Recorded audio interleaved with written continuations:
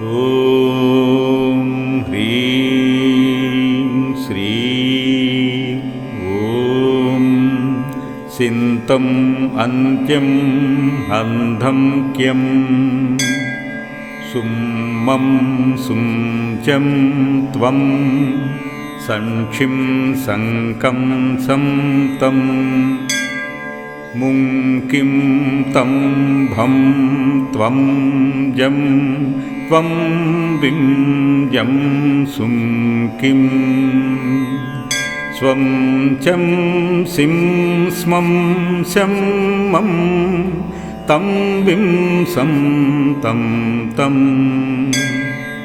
गं धुं वं मं लं भ्रूं अं विं कं सिं गं विं पं निन्तं द्रुं अं स्पुं सं अं प्रं स्मिं अं रं विं कं भुं गं रू नं सं अं वं तं वां यं स्तिं निं कुं गुं कं पं श्रुं नं मृं हिं पं नं दं पं गं मं सं कं पुं कं गिं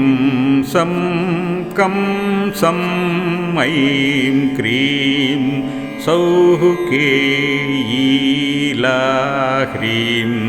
हसकलह्रीं सकलह्रीं ह्रीं श्रीं ॐ नमः शिवायेति च मस्तकं मे सदावतु ॐ ह्रीं श्रीं क्लीं शिवायेति स्वाहा नेत्रे सदावतु ॐ ह्रीं श्रीं हुं शिवायेति नमो मे पातु नासिकाम् ॐ नमः शिवाय शान्ताय स्वाहा कण्ठं सदावतु ॐ ह्रीं श्रीं हुं संहारकर्त्रे स्वाहा कर्णौ सदावतु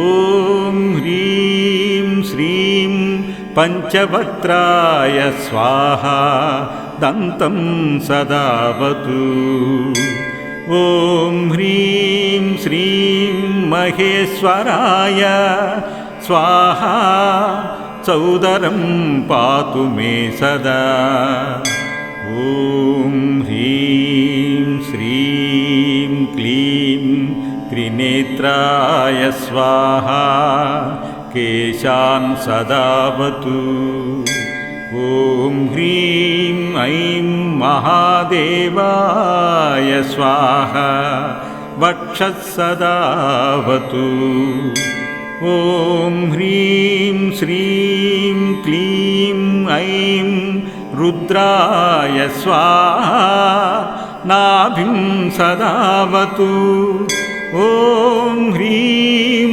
ऐं श्रीं ईश्वराय स्वाहा पृष्ठं सदावतु ॐ ह्रीं क्लीं मृत्युञ्जयाय स्वाहा भ्रूश्च सदावतु ॐ ह्रीं श्रीं क्लीं ईशानाय स्वाहा पार्श्वं सदावतु ॐ श्रीं क्लीं ईश्वराय स्वाहा उदरं पातु मे सदा ॐ श्रीं क्लीं मृत्युञ्जयाय स्वाहा बाहुः सदावतु ॐ ह्रीं श्रीं क्लीं ईश्वराय स्वाहा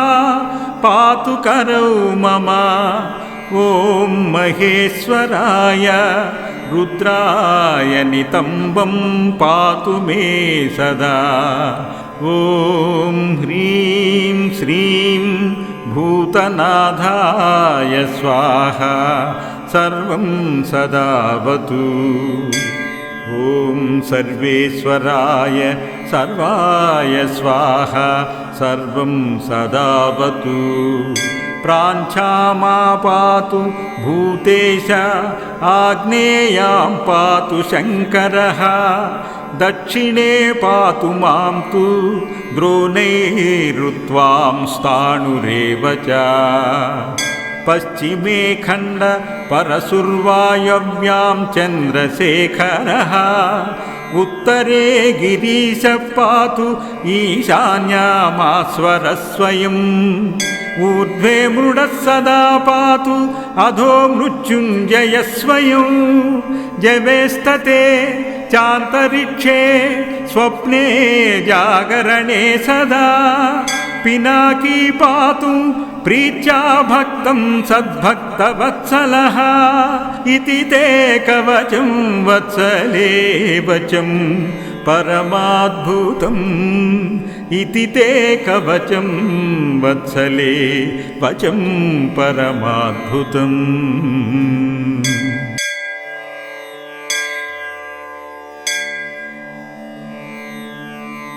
ॐ ह्रीं श्रीं ॐ सिन्तम् अन्त्यम् अन्धं क्यं सुम्मं सुञ्चं त्वं संक्षिं सङ्कं संतं मुङ्किं तं भं त्वं जं त्वं बिं जं सुङ्किं स्वं चं सिं स्मं शं मं तं बिं सं तं तं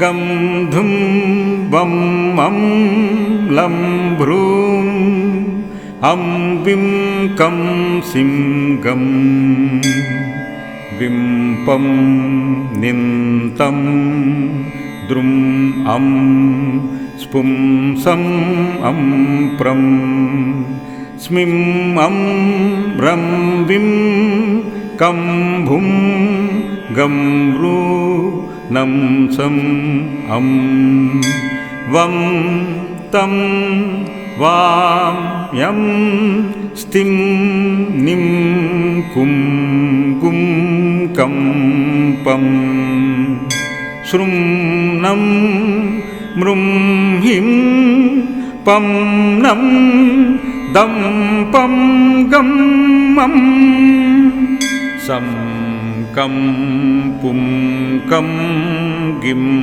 सं कं सं ऐं क्रीं सौः केयीला ह्रीं हसकलह्रीं सकलह्रीं ह्रीं श्रीं ॐ नमः शिवायेति च मस्तकं मे सदावतु ॐ ह्रीं श्रीं क्लीं शिवायेति स्वाहा नेत्रे सदावतु ॐ ह्रीं श्रीं हुं शिवायेति नमो मे पातु नासिकाम् ॐ नमः शिवाय शान्ताय स्वाहा कण्ठं सदावतु ॐ ह्रीं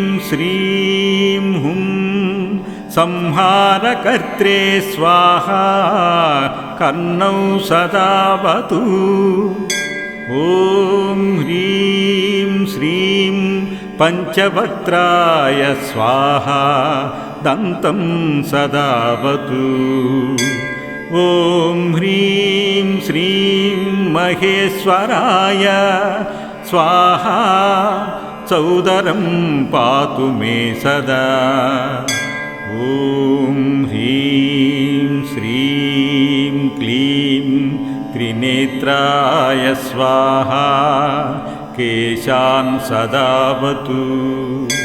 ॐ ह्रीं ऐं महादेवाय स्वाहा वक्षः सदावतु। ॐ ह्रीं श्रीं क्लीं ऐं रुद्राय स्वाहा नाभिं सदावतु। ॐ ह्रीं ऐं श्रीं ईश्वराय स्वाहा पृष्ठं सदावतु। ॐ ह्रीं क्लीं मृत्युञ्जयाय स्वाहा भ्रूश्च सदावतु। ॐ ह्रीं श्रीं क्लीं ईशानाय स्वाहा पार्श्वं सदावतु। ॐ श्रीं क्लीं ईश्वराय स्वाहा उदरं पातु मे सदा। ॐ श्रीं क्लीं मृत्युञ्जयाय स्वाहा बाहुः सदावतु। ॐ ह्रीं श्रीं क्लीं ईश्वराय स्वाहा पातु करौ मम। ॐ महेश्वराय रुद्राय नितम्बं पातु मे सदा। ॐ ह्रीं श्रीं भूतनाथाय स्वाहा सर्वं सदावतु। ॐ सर्वेश्वराय सर्वाय स्वाहा सर्वं सदावतु। प्राञ्चामा पातु भूतेश आग्नेयां पातु शङ्करः दक्षिणे पातु मां तु द्रोणैरुत्वां स्थाणुरेव च। पश्चिमे खण्ड परशुर्वायव्यां चन्द्रशेखरः उत्तरे गिरीशः पातु ईशान्यामास्वरः स्वयम्।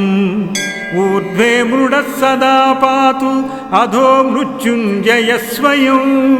जवेस्तते चान्तरिक्षे स्वप्ने जागरणे सदा। पिनाकी पातु प्रीत्या भक्तं सद्भक्तवत्सलः इति ते कवचं वत्सले वचं परमाद्भुतम्। इति ते कवचं वत्सले वचं परमाद्भुतम्।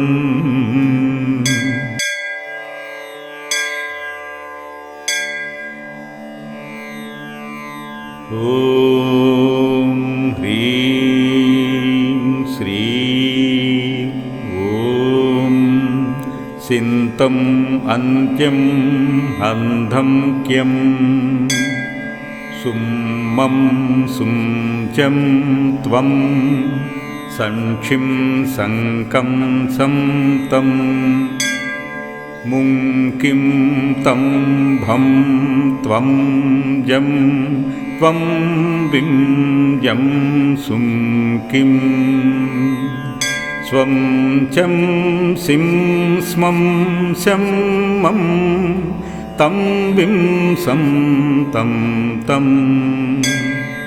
गं धुं वं मं लं भ्रूं अं विं कं सिं गं विं पं निन्तं द्रुं अं स्पुं सं अं प्रं स्मिं अं रं विं कं भुं गं रू नं सं अं वं तं वां यं स्तिं निं कुं गुं कं पं श्रुं नं मृं हिं पं नं दं पं गं मम सं कं पुं कं गिं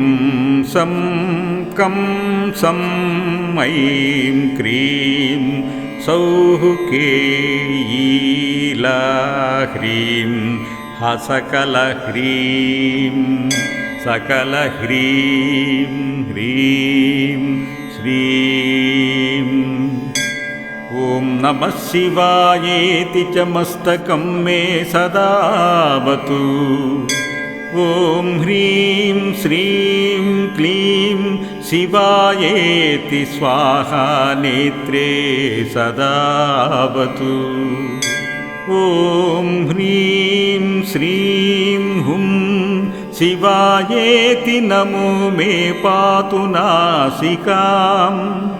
ॐ नमः शिवाय शान्ताय स्वाहा कण्ठं सदावतु।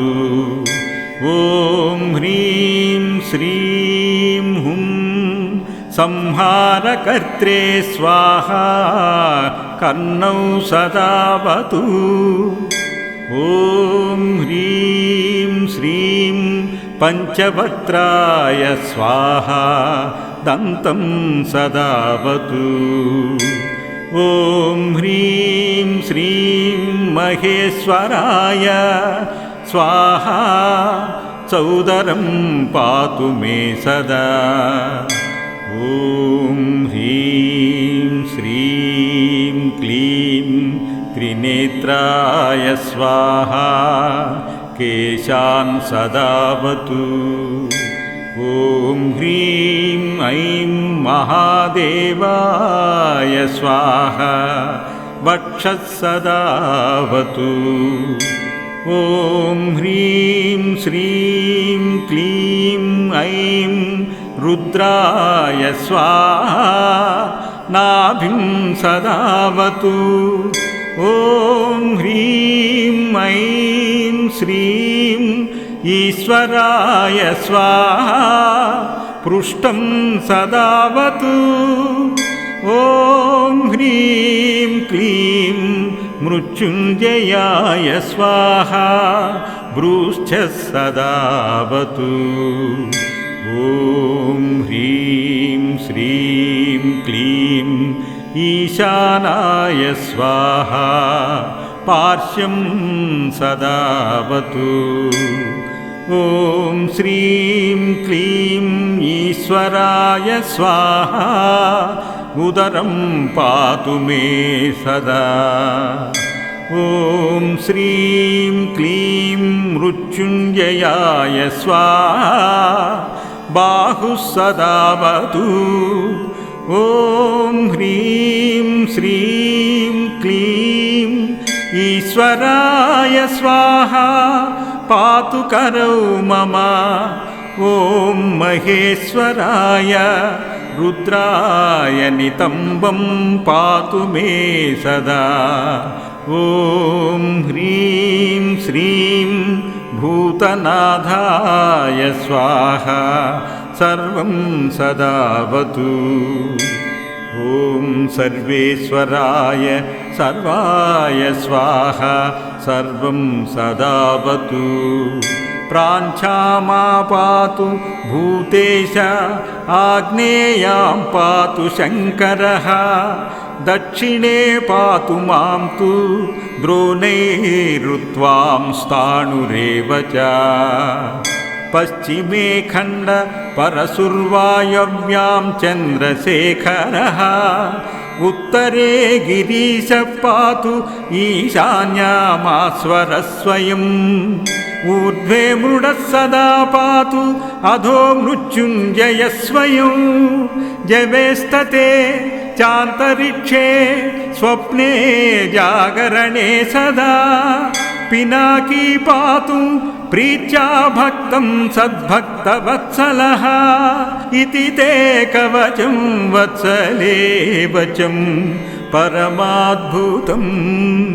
इति ते कवचं वत्सले वचं परमाद्भुतम्। इति श्री पंचाक्षरी दिव्यशताक्षरी महाकवचं सम्पूर्णम्।